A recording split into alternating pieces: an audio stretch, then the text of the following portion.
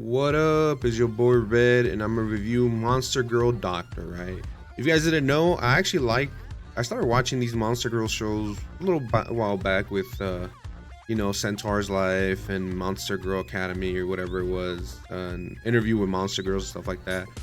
And I actually like them mostly because they focus on the monsters, their physiology, the way they work, medical wise.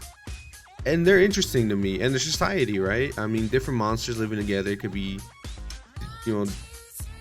in other words, there could be, hatred, discrimination, and stuff like that. So I like seeing stuff like, I don't like seeing that kind of stuff in real life, but I like seeing, it in the monster society, see how they deal with it. Other shows that deal with it with secret police and stuff like that. This one, it seems like there was a war between humans, and then 10 years later, the city emerged, and humans and monsters live together, right? All kinds of monsters. You have centaurs, harpies, lamias, giants, you name it. All kinds of monsters you could actually see throughout the show. And the guy treats them a human being, right? He wanted to learn monster medicine, and he treats them. So we get to see him treat a bunch of different people. Of course, it's called Monster Girls, so the ones we get to see are the girl ones, because he touches them in certain places, and depending on the race and monster type, it reacts differently, right? They're different than people, right? Not every single monster is the same, hence not every person is the same. We also get to see slavery because of the war ending. A lot of mercenaries, don't know what to do with themselves. Discrimination on monsters from humans. You don't really get to see the monsters on human discrimination, so that's interesting.